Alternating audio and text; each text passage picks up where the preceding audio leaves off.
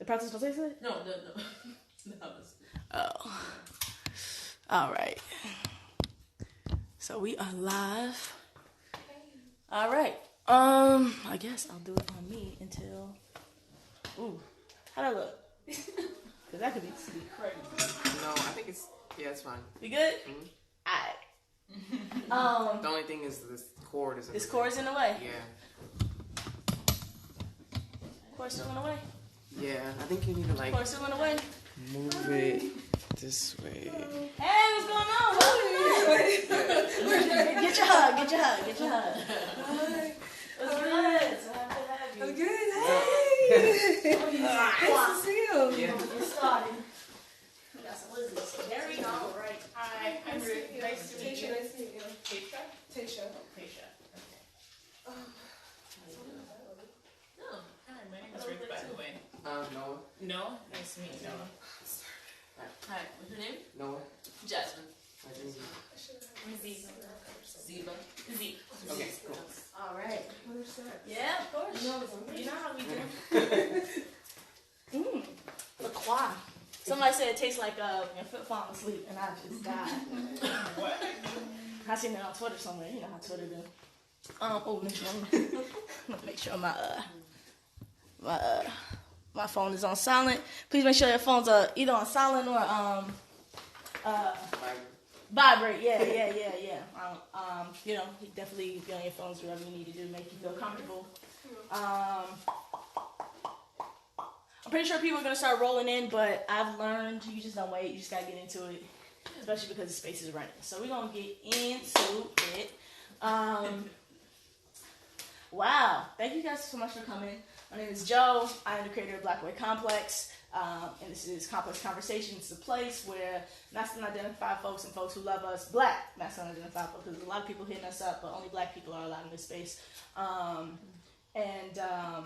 It's where we come, we talk, we have introspective conversations, we talk about things that are going on in the community and ways in which we want to improve them, improve ourselves. It's a space that we can be vulnerable. We can talk about things that that we don't really get to talk about. And so, yeah, that's why I created the space. This is the fourth one, which is pretty dope. And yeah, this is it. So today, this is also an unscripted conversation. So I don't come in here with a particular agenda. There's a few things that I would like to talk about. And then we kind of I usually like to talk about just current topics. So this is where we're at. Before we get started, I want to go through some community guidelines that I have, and then I'll ask you guys what you'd like to contribute to the community guidelines if you think that would work or not. And then I learned this new system. Shout out to the Okra Project. It's called Fist of 5. So Fist is if we'll vote on it, if it's going to be added to the conversation guidelines. So Fist is if you do not, you don't think that it's necessary to add to the guidelines, and then Fist being no, and then 5 being yes, absolutely, and then, all the numbers between will rate how you feel about it, and then we can have a quick, brief discussion about why you do or don't want them on the community or conversation guidelines. So the first one is silence is okay. If you don't want to speak, that's perfectly fine. There's no need to. That's still, silence is still communication. So that's okay. Disagreeing, we can disagree without people without disposing. I feel like we should be, communicate as though we're a family in this space. And there's no need to get, if someone is saying something that is completely disagreeable, even just flat out wrong, we can definitely be like, hey, maybe not, but we don't have to be like, oh, no, cancel. You guys know what I'm saying. Step up and step out if you're the type of person who likes to talk a lot. Definitely communicate and add to the space, but, if you see that other people are a little bit more quiet, at least give them the opportunity to say something first and then come in. So step up and step out. Listen to hear and clarify when you can't. So let's come in here with like open ears. And if you don't understand something, it's okay to ask for more clarification. Use I statements when discussing things that are going on. And, if you want to just bring up a topic or something like that, try to kind of keep it,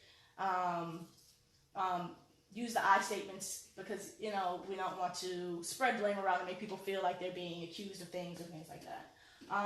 And be mindful of interruption. I don't think we'll have that problem here now. And anger is okay. Any emotion really is okay. Did anyone want to have any additions to these community conversational guidelines? All right, cool. Thank you. I said no. No? Okay, cool. Okay. Hey, what's going on? No, you good. Feel free to sit anywhere. Welcome. Thank you. My name's Joe, and you know what this is, Complex Conversations. So I guess this is a great opportunity to go through, say our names, our pronouns, and maybe either where we're from or it's just something a little about us, your zodiac sign, whatever. So I'll go first. I'm Joe. Pronouns are bruh, fam. And my zodiac sign, bruh and fam. Okay. Only for black folks. White people, you can't say that. Okay. And Virgo sun, Taurus moon, Libra rising. Cool. Yeah. Oh. You know what I'm saying? And we'll go clockwise. Okay, cool. Golden, they, he, and she. Virgo, sun. Hey. I'm just learning all this stuff. Moon and Sag. Mercury, Scorpio. Venus, Leo. Okay. Hi everyone, I'm Z, pronouns they, them. I'm also just learning astrology stuff too. But my sun is in Aquarius, moon in Gemini, and I think my rising is in Leo. Word. Okay, nice. I'm Tasha. Pronouns, I'm still kind of learning that, so I'm guessing it's she, her, right? Yeah. Whatever. That's what I vibe with. Rising is, I think it's a Leo. Okay. Something. It's a Leo. I just know it's a Leo, Cancer, and I'm a Pisces. It's all in there somewhere. Lit. Yeah. That's very interesting. I know, right? I get that a lot. I'm Jasmine, she, her, hers, and Capricorn, rising Gemini, and Moon Libra. Okay. And yes, I'm looking at it now. Okay. But hey. What's that shit called? Co-star. I'm about to say Coin Star. Yeah. It's like a social network, but astrology. Hi everyone, my name's Ruth. I use they, them pronouns. I'm from Miami and I have a lot of Scorpio and Capricorn in my chart. Oh, nice. It's lit. Cool. I'm Noah. My pronouns are they, them. And I'm from New Orleans. Been here for like 3 years. Okay, word. No, okay. So we got everybody from I'm from Atlanta, Jersey, Atlanta. I'm from Atlanta too. Oh, yeah, word? Yeah, Atlanta, Miami. Yeah. Okay, word. Okay, in this bitch. Oh yeah, we cursing this space. It's like real super safe space. Okay. Word. Pronouns, got that. Boom. Oh, feel free to help yourself. We got little snacks and stuff over there. Vegan stuff for the vegans. I'm drinking LaCroix, so I'm definitely gonna be burping. There's water though, for those who don't want to burp. All right, so, okay. So today, I really want to talk. I personally want to kind of bring up a few questions. So, I was supposed to have a few people here that aren't either here now or one of them couldn't make it, and they're supposed to kind of, in a way, I don't want to say help guide the space, but definitely assist in talking about it. So it's definitely going to be like a little personal, not personal, but like I guess a sensitive topic within the community, the Brooklyn community specifically. There was this is just a lot of people were coming out and talking about their experiences with intimate partner violence and sexual assault. And so a lot of masculine folks, or masculine identified folks, were the ones who were committing those, I'm sure I'll call them atrocities against the community, against femme-presenting folk, and I definitely wanted to have a conversation.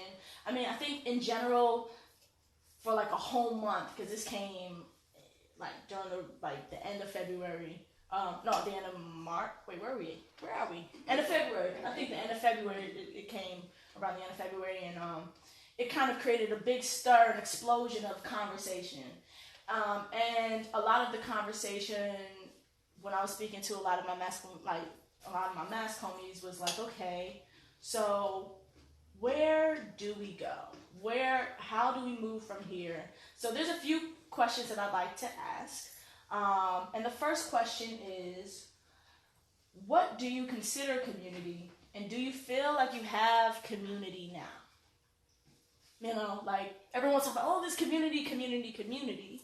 What do we consider community first off? And do you feel like you even really have a community to call your own? Or a lot of people feel like there's a lot of, it's less of a community and more of, oh, I'll see you at the party.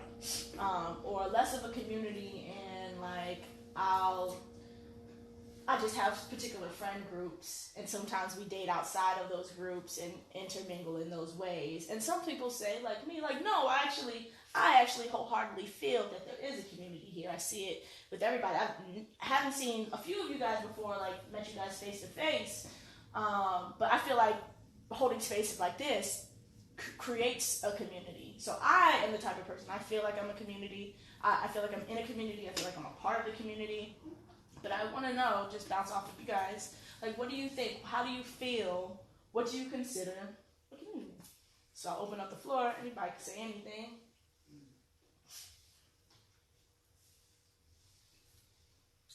I feel like when it comes to queer community, it's a little tricky for me sometimes, just because like I'm sober, and I feel like in terms of like community gatherings, sometimes it's not really. Like there's not, sometimes in queer community, a lot of space for like, to party without substances or to like link up with people without substances. So I think that that's one, I'm not sure if I can answer like what a community is for me per se, as much as just like, that's one hindrance I found to like establishing like queer community or feeling like grounded in queer community from time to time. And I also feel like sometimes I don't really fit, at least, I don't know what your experience of Atlanta was. I love Atlanta. I love it. It's like very black and queer. I was all about it. But sometimes I feel like, well, in certain spaces it would be very like studs, a certain type of stud performance and a certain type of fan performance. And I'm not saying that certainly Atlanta's like a very like dynamic city, but I feel like in some ways I didn't really fit in with that either. Yeah. So that would be sometimes like a hindrance to community sometimes, but not, not enough to say like I don't feel any sense of community. Yeah, I think I would agree with that. I was thinking about, usually I have wine and stuff in this space, but for some reason I was like, I'm sick of that. Like, so I feel like there's a lot of spaces that are derived around drinking and alcohol. And I wouldn't say that I'm sober, but I don't smoke or drink often. Like, it has to be like special occasion for me to drink or smoke, or celebration. And so like sometimes like I notice going into spaces, it's just like that's kind of really what it's, I wouldn't say what it's all about, but it seems like the consideration of people who are sober, or the consideration of people who might not really be powered by, going out and partying, like really want to connect and meet with people. Sometimes it feels like that's not that's not really uplifted and elevated over just a party space sometimes. So, anyone else have any thoughts? Yeah. Yeah. Okay. So I'm also sober. So what you said really resonates with me. Like that has been a hindrance to feeling connected with the community that I know is there. So what I would call community are people that I can identify with, who are going through the same struggles that I'm going through. And I really appreciate, like, within the community in New York, like, there are organizers who are creating spaces to address the issues that are affecting not just me, but the people I identify with within community. Right. So that has been something that's really beautiful here in New York that I haven't been seeing in Miami as much amongst like a Black queer community. So like I know what it's like to like not have this, and it's just really beautiful. But I want to expand that I want to expand that to like Black trans community for myself. It's been really difficult as an individual to find that because like when I meet Black mass folks one-on-one, primarily it's like, oh, let's bond over like substances, Right. or like, but it's related to like, well, we're not like, how are we building intimacy? And it devolves into like sometimes things that like that I don't agree with, or like I don't feel comfortable with, but I do participate in sometimes. Like, oh, we're all together, let's like pursue femmes, you know? Right. And I'm like, it's like, I'm like, wouldn't it be nice if we all came together and it was just about us, you know? And Right. like, that's why a space like this is like really nice. Absolutely. I 100% agree with that. And I'm happy that you said that, really. It's affirming for me, but it also kind of exposes, I think, you know, people are watching, and I think, you know, it's important for people to understand that there's like the possibility of the spaces that we create is so vast and so wide, and like we really do limit ourselves. And also you have to consider, like, when we're thinking about, like, you know, intimate partner violence or, you know, sexual violence that is committed within the community, a lot of these spaces are kind of a lot of those things. A lot of these spaces are can somewhat be triggered by substances, right? Like, you know, like you go home drunk, and I mean, and clearly this is not an excuse for, but, you know, people do behave differently when they are under the influences of things. And even if it's not like flat out, you know, like violence, you can create a really toxic environment if you're not kind of one with yourself and whole with yourself. I used to get crazy when I drank, which is something I had to stop, you know. And so, you know, I think it's really important to like have spaces where, you know, people can come together and talk without. And also, I want to talk, you know, piggyback off of what you said about like meeting people. A lot of people, oh yeah, you should come by. We'll roll one up. I'm like, no. You know, like maybe not. I don't really, you know. So, anyone else wanna? I mean, I think there is an apparent community, especially someone who came from like basically a suburb where there is no gay community. Right. This, you know, some gay community, like some gay people at my school, but right. That's like that specific group. It's not my group or other groups that I travel to. Right. It was just, I think there is some community here, but everyone has a point when they say that the community that we have is a specific one made for specific people who like to do certain things, you know, like, you know, drink and smoke and stuff, or even dance, or, you know, have an outgoing personality when they can meet people, you know, in a dark, crowded area, which is not the easiest thing to do. So, you know, people who don't adhere to that definitely feel left out of the community. But I think that, you know, that's what makes our community so great, because you can always find little pockets of difference, but the same, you know, in the same community. But, you know, definitely is not an equal amount to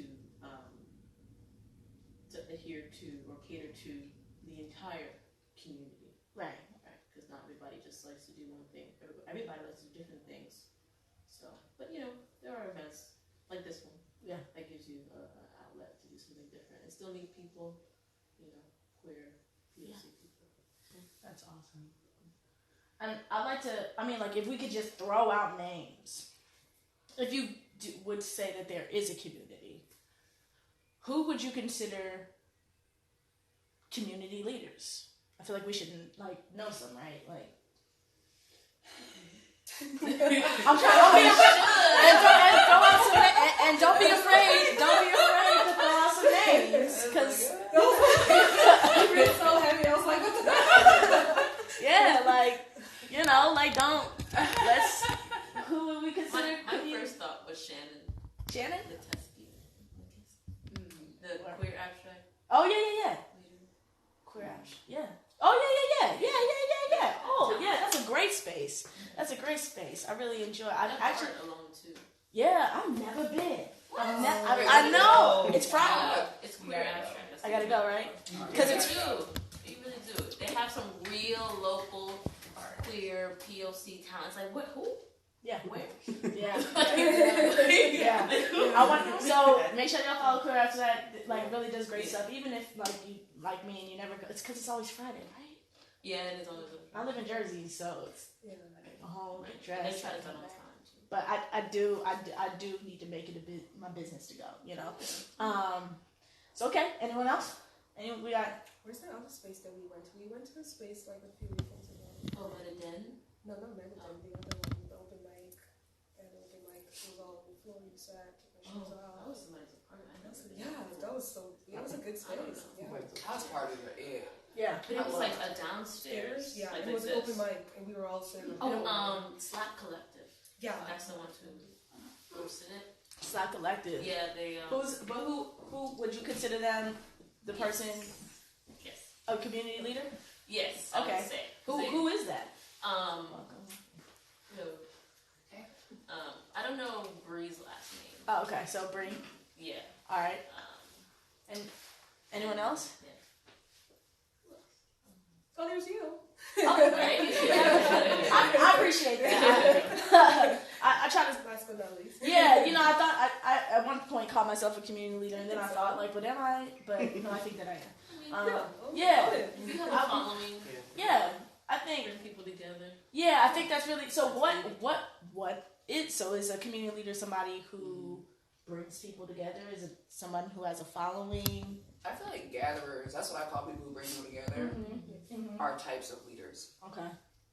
Yeah, For I would sure. say so. Yeah. Yeah. Right now we're talking about who do we consider community leaders in our community. Yeah. I would say Brooklyn Boyhood. Would you say? Definitely. Yeah. Black Trans TV. I would say Black Trans TV. Correct. Yes. Yeah. I agree. Yeah. I was thinking Shout out. Boy. Yeah. Yeah. And I don't feel bad if we can't come up with your name, but You're on the spot. yeah, we're not like listing all, but the point is, okay, so when things arise, when toxic situations begin to happen, or we see toxic things, or maybe our friends tell us something that's just really like we don't know what to do with that trauma, where can we go? Because I'm considering that we can't go to the police. We can't go to, I don't feel comfortable going to the police, and I would never call the police on any of you guys for any, or to help you, unless you were in danger, I'd rather not involve the police. So something that I've been talking about with my friends, okay, so what do we do? Everyone is talking about holding people accountable, but what does that look like? Who gets to do it? How do we start to create accountability when we've known that people are doing inappropriate, harmful, violent things to other people or to each other? How do we can't just mind our business, right? I don't feel good about doing that. Now, and also to be clear, there's a difference between toxic and violence. And I really quickly before we get into that, let's kind of just go back really quickly in. What is your definition of something toxic, and what is your definition of something? What would you consider violent? What would you consider toxic? I like an either or type of thing. I'll go first just to give an example. A couple that's raising their voices at each other at a party, going off, cursing each other out. To me, that's toxic. a couple that maybe I see a partner dragging their partner down the street, and they're clearly saying, I don't want to go with you. They're clearly uncomfortable with that interaction. And to me, that's violence. And that's just one example. Things are way more nuanced than that. There's a spectrum in between all of that. But just to give an idea, there's a difference between somebody being toxic and somebody being violent. I feel like in relationships, we've all been toxic, whether we meant to be or not. But we all haven't been violent. And when considering violence, does anyone want to give any examples? Sorry. I think violence would be anything that falls under physical. Mm-hmm. So like any type of pushing, hair pulling, hitting, slapping, punching, anything physical is what I consider violence. Okay. I feel like fucking up people's reputation on purpose is violence. I mean, I think I definitely have seen that. Yeah. Just like you don't like them, and so you just go around and like you have apparently one person has more power than another person. Like you have Can more you influence elaborate in on the power? community. Okay. Interpersonal power, power to stop somebody's check, power to like that to me is violent. Like you're not hitting them, then you're not physically harming them, but you are harming them, and I think it's violent. I also think like explicit, like someone says like violating someone's explicit consent, like I don't do that, I don't like that, or explicitly violating someone's boundaries. I feel like even though that doesn't need to be physical, I feel like that also is violent. Like if someone's gonna say, please don't do this, I don't appreciate it, and then you just gonna do that shit, then that to me is violent. Like you're being violent towards them, and you stop that shit. Agreed. Yeah. I would agree with that. Do you think that intention is important when considering if an act is violent? I mean, I don't think people who are violent to others, who are remorseful, I don't personally think that even, no matter what others think I'm in, it's okay to be violent towards somebody else. Because, especially if that person didn't cause any violence towards me. I just don't think it's okay. What if they did? And if they did, if it's like a meeting, like a fight type of thing, then of course defend yourself. Okay. But if it's, a little deeper than that, then, situations change. Your reaction will change. But I just don't think that you personally should be violent towards anybody for any reason whatsoever. But I know a lot of people have a hard time controlling their impulses and doing things that they probably didn't want to do. Mm-hmm. But I personally don't understand that because I've never done anything personally that I didn't intend on doing, or I don't know. I hold myself accountable, so I don't see why other people can't do the same. That should be said that you're a good person. Yeah, I would just say actions over intentions. Mm-hmm. Because what's the point in you saying that you didn't intend to do it if you're just gonna do the opposite? Right. Straight up. And then those have that. Sometimes maybe like you're having mental issues, and that affects everybody. But maybe you have to take a step back. Yeah. And like go to therapy or something. Mm-hmm. Like readjust yourself before you like continue on with like the ways that you keep doing. Mm-hmm. So, accountability. Yeah. I think all of us brought something to the table in this conversation. I definitely want to come back to what you said about the power dynamic, like especially social power, and the ability to run and take away someone's check or get someone fired or have someone harmed just by the social power that they have. So I definitely want to keep that in mind because I'm definitely going to come back to that.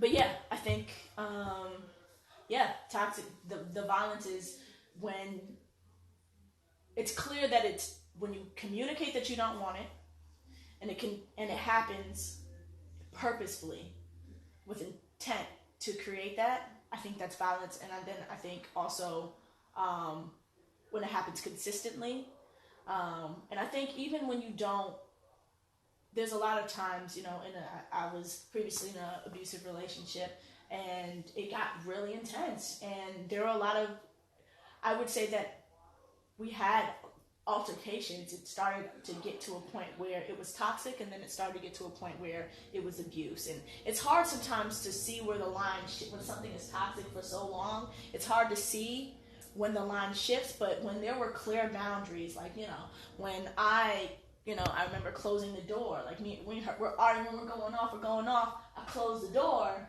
she runs back up the stairs and then kicks the door in. That's violence, even though she might not have had any intention to touch me. You know what I'm saying? So when you feel like your life is in danger, when you make that person feel like their life is in danger, or that their life is not worth anything, to me that is violence. And that could be physically, emotionally, mentally. And so I think even considering the things that we say to each other could be violent. So going back to the original question, so what do we do? Where do we? I think that's where everyone's at right now. What do we do? Where do we go when violent things are happening around us, or people are being violent to us or towards us or to our friends? What do we do? Where do we go? Especially in situations where, we're queer, Black, queer, trans folks. We don't have money like that. I have a full-time job with insurance, and I still can't afford to go to therapy every other week. So, where do we go? Especially with community resources, a lot of white folks use up community resources a lot. When you considering Audre Lorde, or small community things. And even if community resources were available, how do we make sure that a violent person, were to go and do them? Who goes and checks up on them? Who is responsible in making sure that our community is safe and protected? Well, I would love to say in a perfect world, each and every one of us are, but clearly that's not working. So how do we, and we don't, clearly I'm not trying to come up with an answer, but I'd like to know what you guys think. Well, sorry. Please let me have a talk to. Yeah. I think at the very least, if nothing were to happen, I think a consistent conversation over platforms that reach everybody, like social media, should be happening. Because like when you were talking about the thing that happened, I don't have Instagram, but I heard about what happened on Instagram, and people, you guys know what I'm talking about, right? No. Okay, she was talking about how people made pages or whatever Instagram things about others being abusive, and basically putting that whole relationship out, where everybody can comment and judge, and it became a conversation. I think that's what we need to have consistently, which is a conversation. Everyone talking about. Can you tell a story about the Instagram? Oh yeah. I mean, there are a lot of Instagram things. Oh, I mean, I'm talking about the one that outed abusers. And, yeah. So there was a page created. There was an instance of intimate partner violence, and there was a page created for one of the people involved in the relationship that literally said this person's name. So let's say I was in a relationship, it would say Joe Henry, the abuser. That was the Instagram page's name. And the Instagram page was created not by either one of the partners. So that's where the big thing came in. The Instagram page was created by a third party. And the person, and I spoke to both of the parties involved, and the person, told me that one of the person who was claiming well, not claiming, but said that they were abused by the other person, said that they didn't know that it was going to be created. They had no part in it. They didn't know where it came from. And that this page, someone of this page was commenting on my page and other people's pages saying there's an abuser in the community, and please help stop domestic violence. And they were posting it and commenting on everyone's page. And when you go on the page, it listed quite a few different examples of intimate partner violence, where you would assume that the person whose page is all about was the one committing these violence. So yeah, I don't think personally I don't think that's a healthy. I don't think that's the way that we should be holding people accountable. I'm gonna say that, and I mean it, because especially if the person, it would be different if it was this would be a more complicated issue if this were one of the people involved. But the fact that it's a third party, situation, and no one knew who it was, it's just like, well, what are we? Okay, so now you're telling us this. We don't have any context. Now that's how you start. That's how you start gossip. Right. To me, that's because we don't. And not saying that this wasn't true, but we're saying, oh, okay, but now what do we do with the information that you gave us? Who is it? It's less, and it becomes less about, oh, this person, oh, we need to stop this, and more like, who the fuck? Who's on this page? Who's doing this page? Who do you think this is? Doing this page? It's crazy. And we're all, did you get it? Did you get it? Did you get it? And that's not how we go. I don't think that's the more proactive, mindful approach to calling someone out. I'm all about calling people out. But yeah, so that was one of the situations that happened. And then eventually the page got taken down. Anyone else? Well, yeah. My point, because I didn't know the whole story, but my point was that I mean, that's definitely not the way to go in terms of trying to, I don't know, help the community. Mm-hmm. That's what it was for, right? But I do think that a consistent conversation needs to be had, because I think people, you can have the same mindset, but if that's not, I don't know, reminded of people, in my opinion, then things will go under the table, and people will just do things that they want that are not necessarily accepted, but are not talked about, so it's like, whatever, I think a consistent conversation needs to be had, and if so, then maybe, they'll influence others who have resources to, hold something physical with that, like something like a space like this, or, So in a space like this, and I don't want to cut you off, but I just want to add on to what you're saying. In a space like this, who invites the abuser? And what do we do if the abuser doesn't come? Right. The first place I go is, I hate to say it, but I was talking to my friend about this the other day. We're like, what do you do about people who, there's a way in which that kind of abusive shit be happening over and over again because people know about it, but they don't say nothing. Right. So the person keeps doing it, and not only do they not get any support to kind of look at why this is happening, or how they could just transform that for themselves. We were like, well, what do you do? And my friend was like, my first thing is just beat their ass. That's just what it is. And that's not helpful. It's not helpful. I mean, but it's not helpful. I'm not trying to be funny, but it's not helpful. Just as someone who's known people who've gone through these situations where that were really life-threatening instances of physical violence, it's okay, when you don't want to call the police, you don't want to call your cousin and them who will beat their ass. Right. So then what are you going to do? Right. There's no community intervention force to come through in the moment and be help, this is actually more than I can intercede in. Would be dangerous for me to get involved in.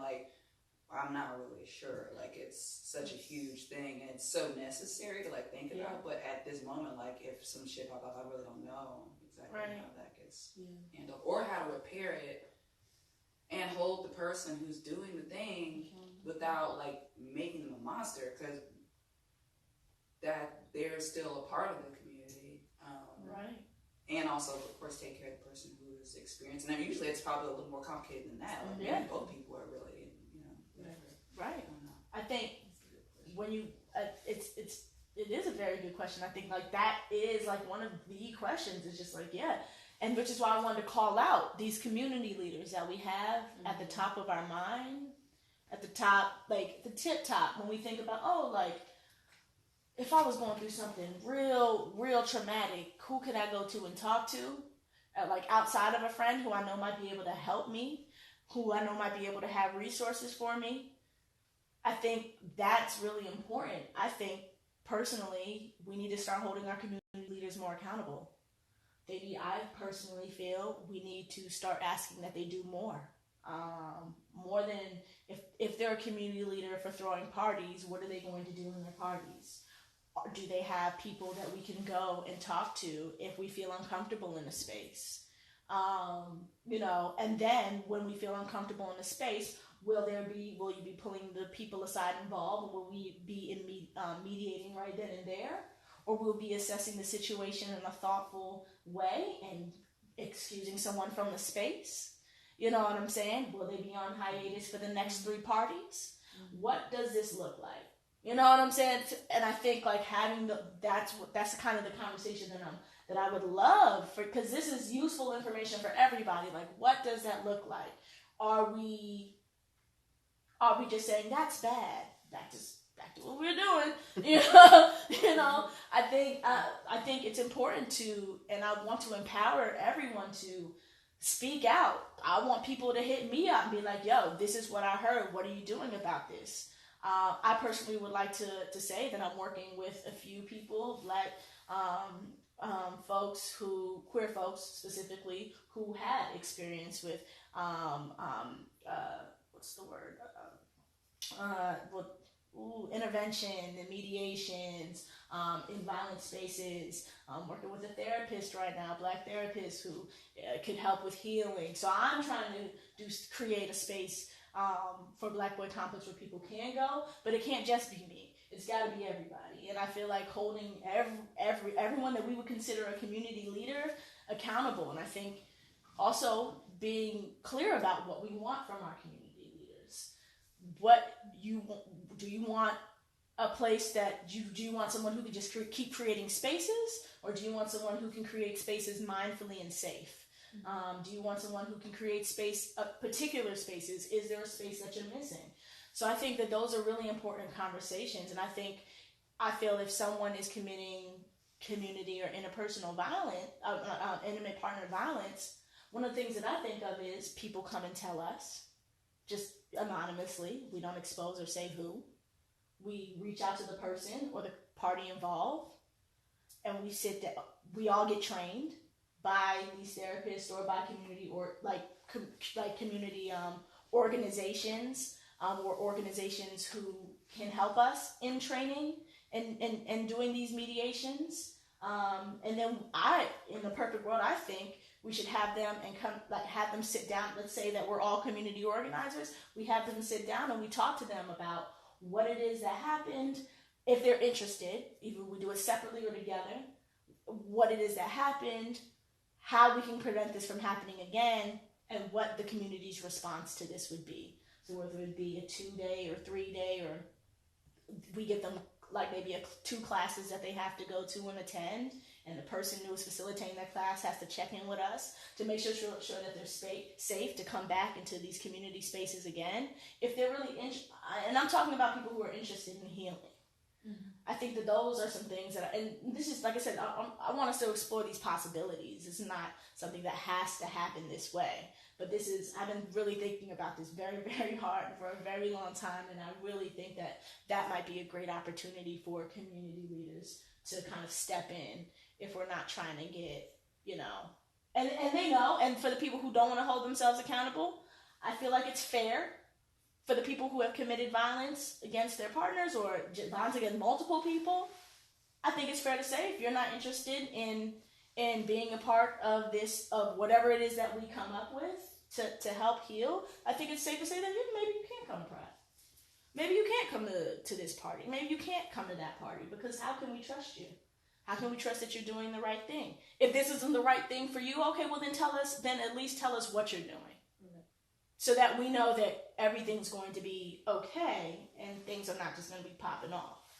And I think as a community, we need to think about like being okay and open and vulnerable with that. Like you have to, as much as I give, I want to receive, and vice versa. And I think that it's important to say like, well, if I want to be a part of this community, if I do, then I want to follow. Then we need to have community guidelines. So there needs to be something that I can follow, a way that I know that all encompassing and inclusive, that I'll be okay. And if there's something that's going on in my life, I can go and have at least some type of structure or syllabus as to how to reach particular healing that would be comfortable for everyone that I want to be in community with.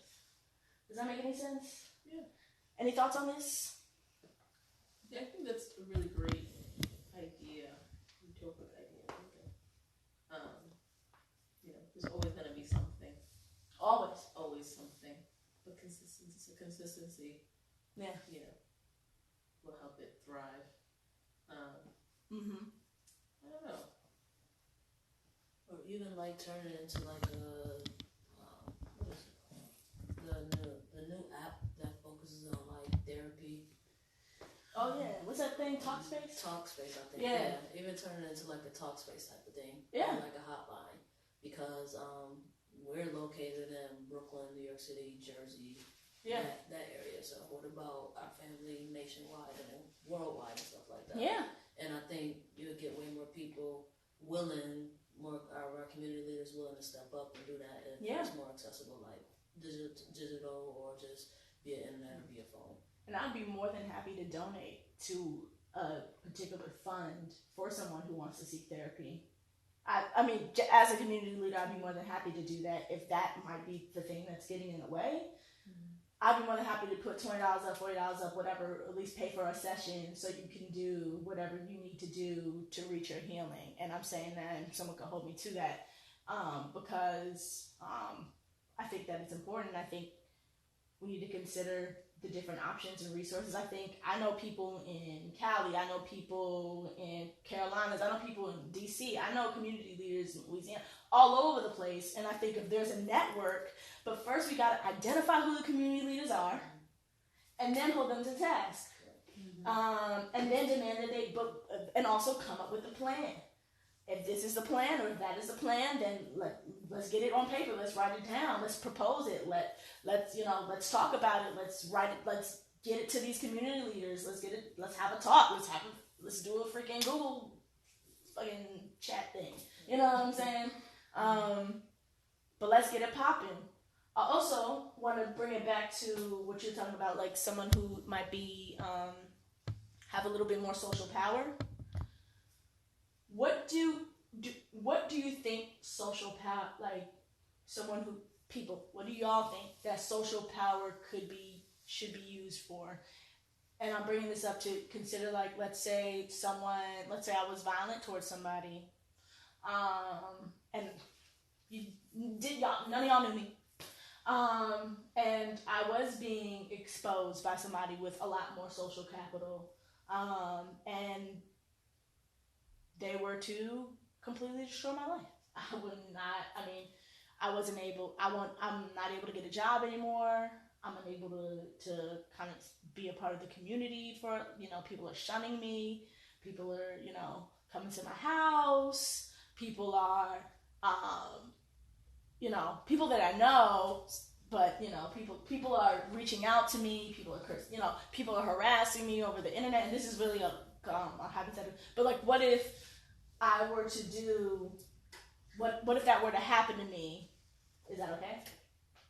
As someone who has committed violence and does not seek to heal or doesn't seek to have closure or repair. If I'm just like, no, fuck that bitch. I don't ever want to see her again. I don't care. Yeah, I hit her again, or whatever. Would that be okay? Does the survivor want that? Let's say the survivor doesn't care. The survivor wants them exposed. The survivor wants them exposed? Yeah, let's say that. I mean, if the survivor wants them exposed, I personally believe that and even if they do have more social capital, it's within their right to expose their abuser. Mm-hmm. I agree. But that's just my thoughts. Anyone else?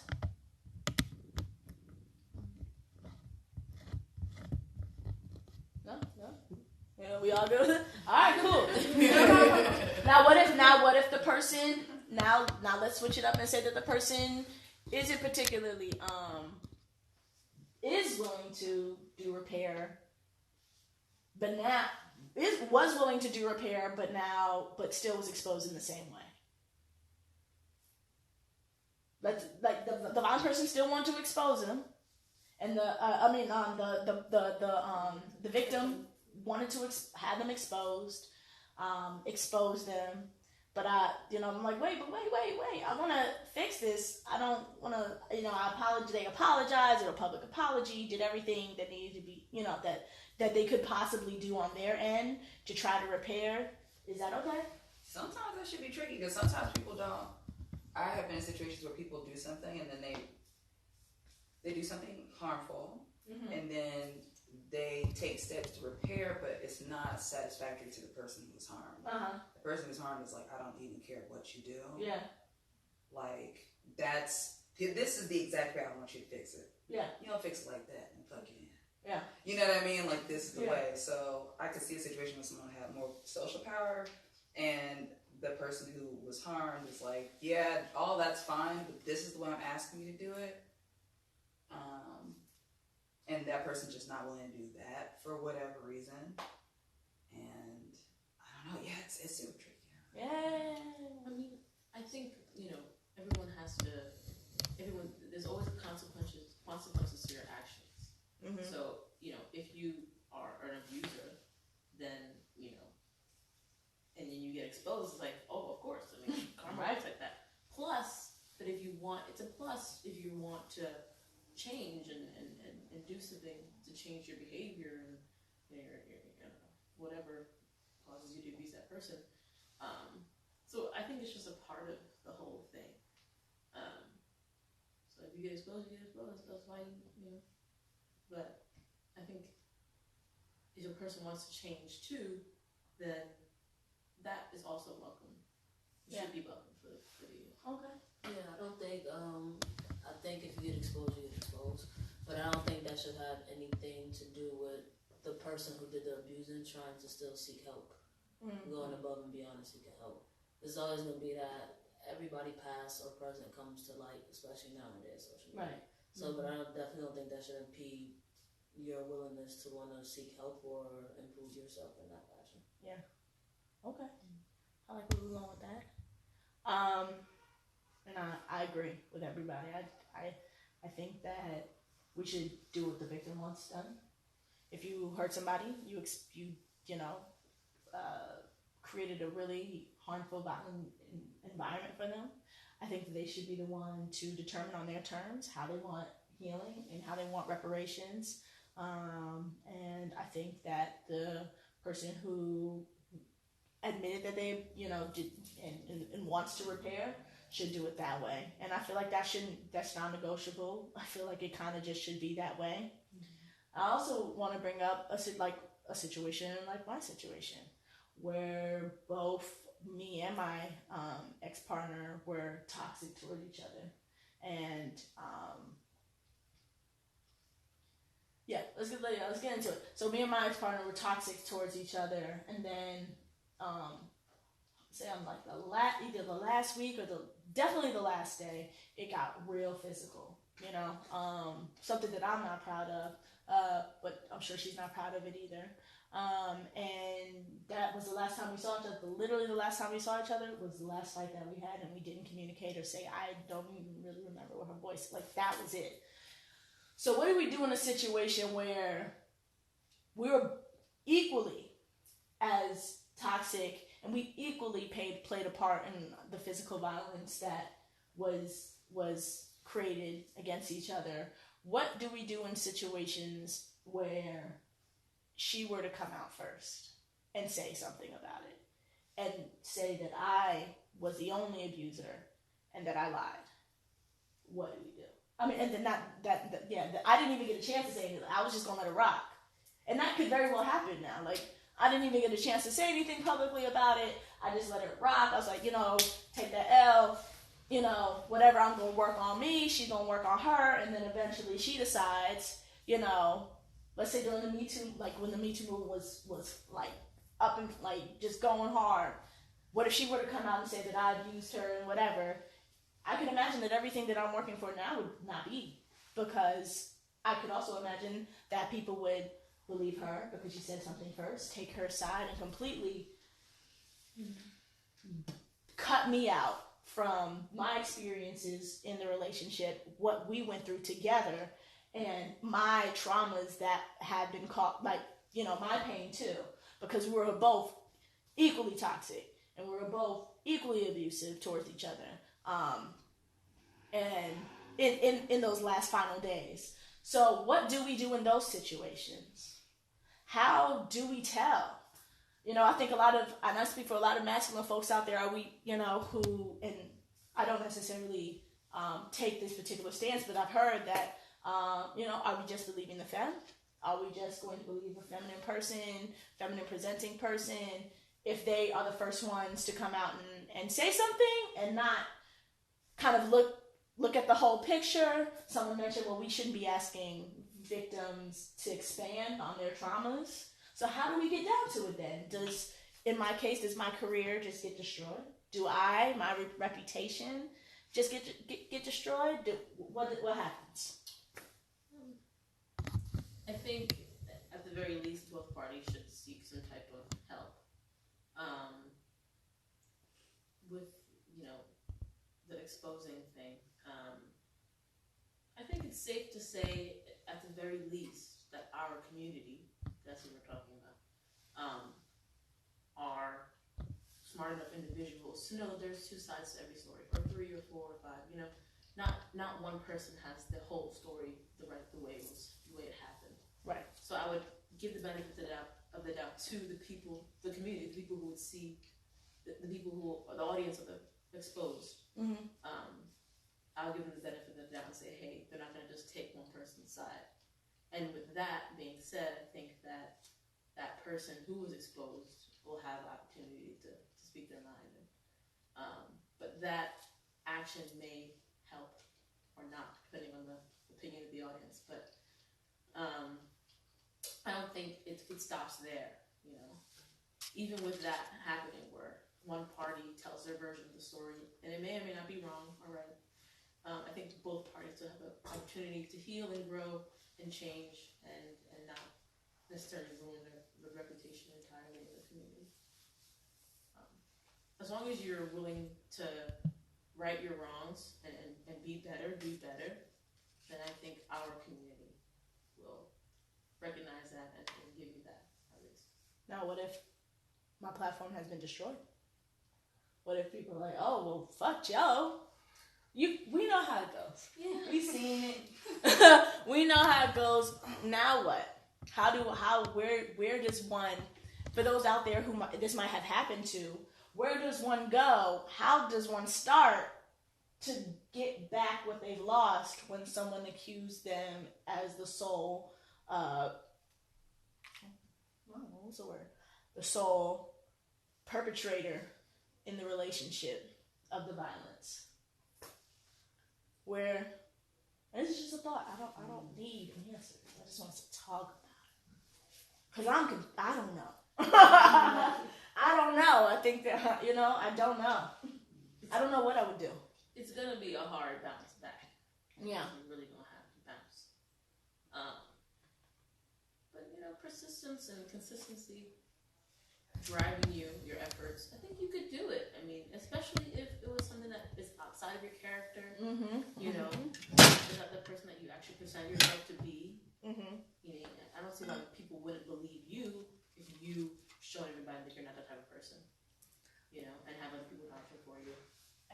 I think friends could. I personally I think friends not a lot of people do know me in the community, so I could see how if somebody did say things about me, I wouldn't have much clout. But I do have friends, and like I think it's important to know like when we do mess up, it's important to let our friends know and have these conversations with our friends. So yeah, maybe they'll take on the responsibility as well later on.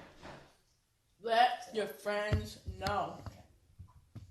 I know it's hard, but you gotta let your friends know. As soon as my ex did whatever she did to me, I took pictures of everything. Sent it to my friends, let them know what went down, called them on the phone. I'm driving, I got all packed up, I got all my stuff, I'm talking to them, driving all the way back to Jersey, like, yo, this just happened. Are staticky. And then people feel all kind of shame because they shouldn't be. And it happens to like cis straight people too. Like sometimes where they'll be like, you know, people just assume that, well, this person whenever they're like the woman, and then, you know, there's a lot of assumptions being made, and then people feel like they can't come up and say anything about it because that's not supposed to happen to them. But that's just really this, I don't know. I mean, I think it's misogyny. It's like it's white supremacy, really. Yeah, we want to get into it, but yeah, it's misogyny. It's not, you know, masculine folks get harmed too, and it's okay to talk about it. It's okay, you know. There's a lot of, you know, my in the situation with my ex when she said she was gonna call the police. I was like, oh hell no! If she called the police, you already know what's gonna happen. They're gonna be like, you, like, you know what I'm saying? Like, that's how I felt. Like I would not win in this situation. I was like, oh shit, I gotta come out with my titties out. Like, I feel like I gotta come out in a purse, like, you know, just to change the whole, fuck them all up, like change the whole scenario. You know what I'm saying? I think that, and like, it's okay, like what you're saying, it's okay to check yourself and be like, you know what? This is some bullshit right here. This is misogynistic bullshit. This has to stop now. I got hurt. That person did identify as femme, and that shit ain't got nothing to do with me. Like, you know what I'm saying? What happened? What had to do with me was the harm that was created and inflicted upon me, and that's something that I want to talk about, and vice versa. You know what I'm saying? Yeah. I don't fuck on that. It's deep, but it's definitely something that needs to be talked about, and at least said verbally out loud, vocally, so we can hear it amongst each other. That, you know, shit does get tricky and complicated sometimes. And there's so fewer resources for intimate partner violence in queer communities. Like, there's not that many resources really for like, I feel like cis people and straight people. If I'm honest, like, it's not like it's being addressed properly in that world, but it's definitely not being. There's not near as many resources for queer people of color. And that piece too. Because like, for the other side of the coin, it's a few, but like for us, no, it's definitely like you said, even for the cis people, it's not. Enough to address the problem, the like scale of the problem. I feel like it's just being discussed on a larger scale, but again, it can have everything to do with the technology now, the social media now. But like, I feel like it's being addressed in the new shows, but we also have new writers, so everything is being addressed now. But like, just platforms now. You talking about what shows? What shows you talking about? Like the YouTube. I forgot about that. Because they do. You're right. They do. So, you know how many queer people watch these YouTube series? A lot. And they're so shade. The They're not good. But they still bring up topics. Like the younger ones look at those and like they bring up. Elaborate. What is that?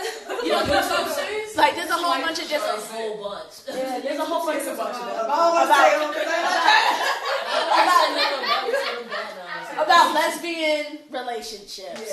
Almost every single black lesbian relationships, like between women talk about it. I don't know. I don't watch the name. It's like a show. Like, there's so many. There's a lot of series. Imagine that there's there's a dyke BET.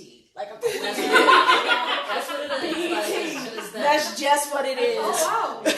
And I mean, or it's always like about a group of friends, like something like that. And I want to say specifically dyke because it's like, and I call so they're not good. I'm guessing. It's just the cameras is not good. The acting is not good. But sometimes they hit on good content. They be trying.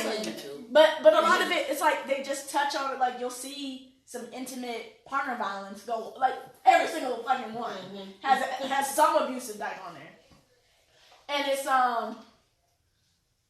and then that's it. That's it. They come in, they beat their partner. Unfortunately, it's horrible. You get all triggered and shit because you now don't fucking expect it. They hurt their partner. They're violent towards their partner, and then like they talk about it, and then it's I don't know. Like I feel like they're not really addressing it mindfully. I think they're talking about it the way they know the way that they know how. But I think that we could be a lot better with addressing it and like really taking action against it and like finding a way to take this conversation because it's always a conversation.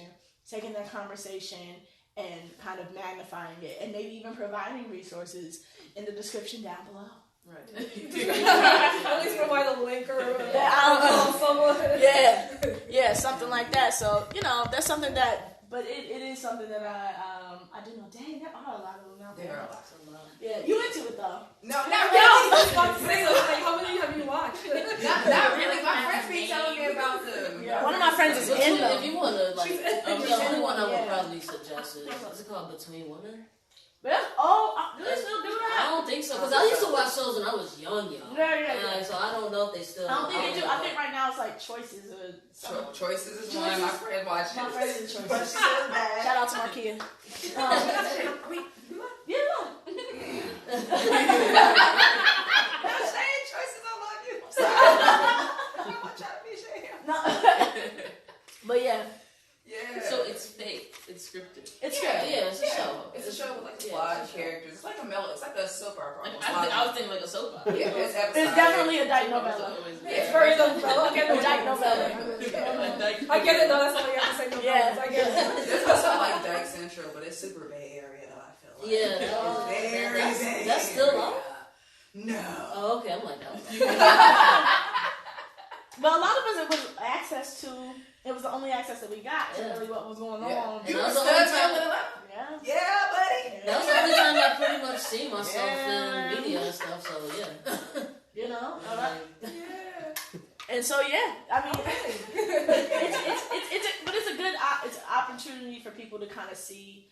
You have to think. We have to think about when I think about these situations. I think about the youth. Like I think about the kids. You know what I'm saying? Like what are they looking at? What do they see? How can we stop these cycles?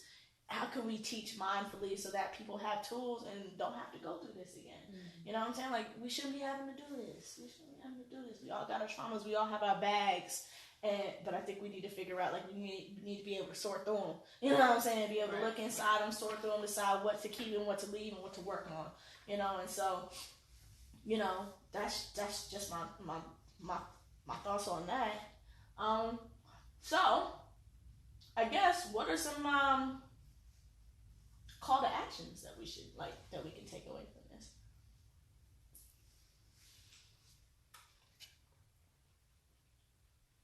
I'm just waiting my break. If you call yourself a community leader, step out. Sign this. Let's make what is it called? Like a call sheet or information database. Bomb. I think that's what we need. I'm working on one, by the way, and I have if you RSVP'd, and I have your emails. If you haven't, then I'll get it, and then I'll send out all any information that I get, just bullet points, and you can share with your friends and stuff like that. So I'm working on it. Anything else? I think it would be, I don't know if this is 3 steps too far away, but in the future, having spaces, I don't know what a safe space looks like for people who have committed violence, to talk to other people who have committed violence about what their triggers are, why, if they do want to stop, why can't they stop, or if they don't want to stop, talking to people who have committed violence who do want to stop, and maybe, trying to change people's minds around that. But a space like that. Or even if they don't want to stop, then that's obviously something deeper. So providing another space to address that past probably trauma, I'm sure. spectrum or mental trauma. That reminds me too of thinking about it in a sense of like harm reduction, of just like, okay, well, I mean, I really like that idea. In Atlanta, there's a group called Men Stopping Violence, and Men Stopping Violence might actually be national. I don't know, and it's really cis men. I don't even know if trans men are like a part of that organization or. But that's kind of what happens. A lot of times it's like mandated. Something happens, they get convicted of some kind of abusive thing, then they have to go to it. And then some people choose to go to it, but a lot of people have to go to it.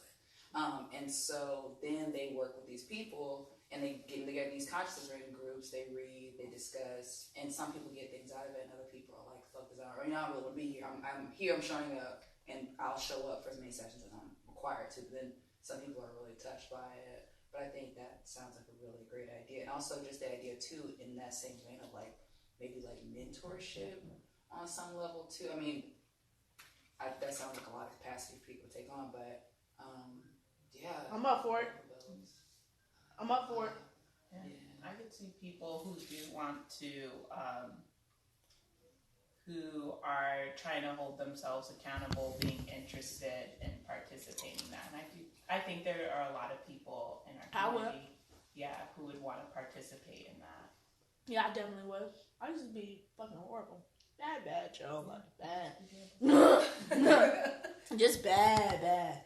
But I can say, as a testament to those out there who think that they just bad, like, very toxic, very violent, drinking all the time, smoking, popping pills, all that shit, robbing people, all kinds of crazy shit. I'm a testament to knowing that if you really put your mind to something, you can certainly change your whole dynamic. It's not really about the things that you do.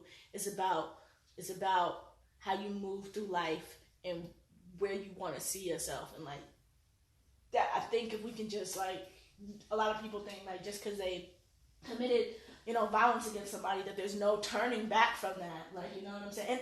And I can't, in a way, I can't blame you. The way that society treats people who have committed violence, especially with social media now and call-out culture, it doesn't really create an environment where people can feel like they can come back for something. Like, I can't imagine, and I clearly, you know what? No. Pause, because I actually do want to be sympathetic. I am an open person, and I move through love, and I do feel bad for people who have had trauma and pain in their life to inflict pain on somebody else, and then feel alienated thereafter, and feel like there's no way where to go or turn. I feel bad for those people, and I do want them to find healing, and I think that it's important to create those spaces that you were talking about, so that people can find those types of healings. And I think when we talk about calling people out, when we talk about putting people's business out there, or I think in the end, we as a community need to think about what is the purpose and what is it going to do, and how is it going to be helpful for our community. If we're saying, oh, well, we're letting our community know that person be beating on other people. All right, good. And then now what? I think like it's okay to be like, okay, and now what? Now we know. Now what? Yeah.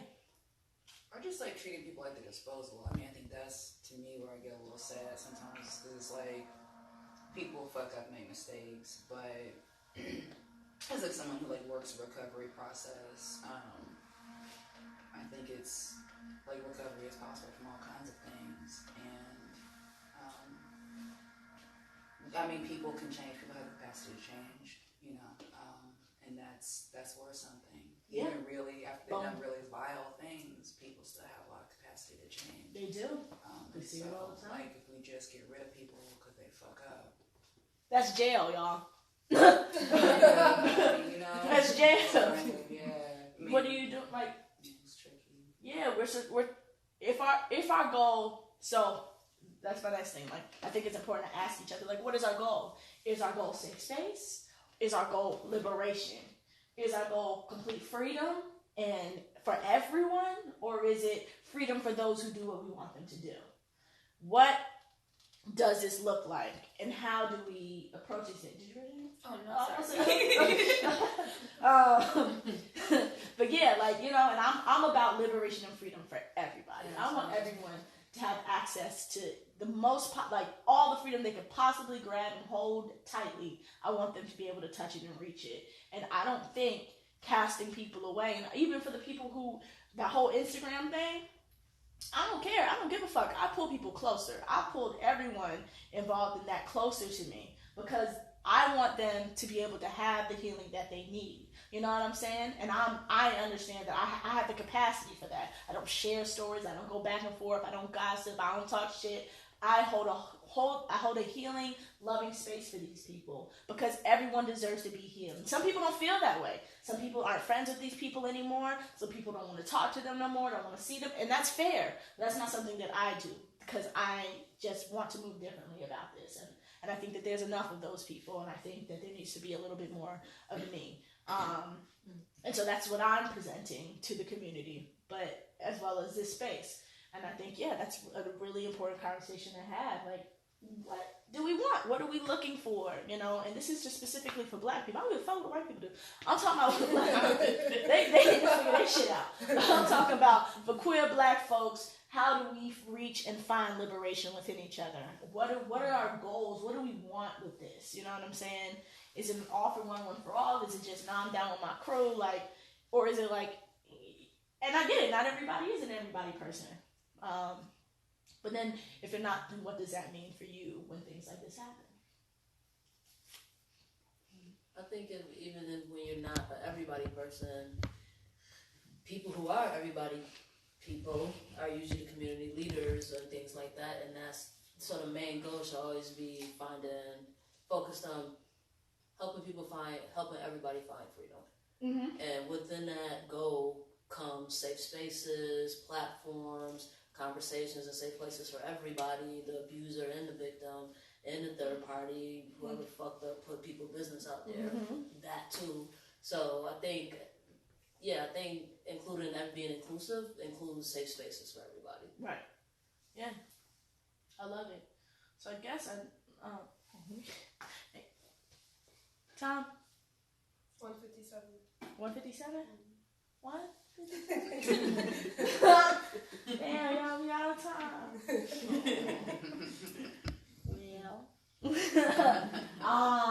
Yeah, I feel like that's a good ending, like a place to end, though. Damn, y'all. Well, tune in for the next complex conversation. I'm trying to do it more often now, so we have May. I'm definitely gonna try to do one in May. It might like let's do like a real simple like what do they call it? When you do a little testing. Oh man, what's that word? Survey? Yeah, kinda, yeah. Poll, like what days, what times work best for y'all? Like my people was like, what, when you write a comment if you're watching, like what day, like I usually do Saturday afternoon. I feel like you come in, you talk, and then you go about your business. But, you know. That works for me. I would say Saturdays work for me. Yeah, okay. Saturday. We're going to keep going on Saturdays then. Yeah, you know, and then when you're done, you still got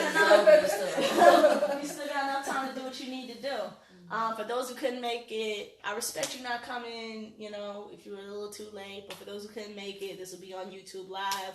YouTube, it's on Instagram Live right now. So it'll be posted to the page, and I'll be looking forward to seeing. Ooh, that's a choir. I'm looking forward to seeing you guys next time. We'll close it out. Once again, this is Joe. This is BlackBoiComplex, and this is Complex Conversations. Thank you guys so much for coming. All right, we are done. Yo, I am so sorry. No, you good. No, you good. You good.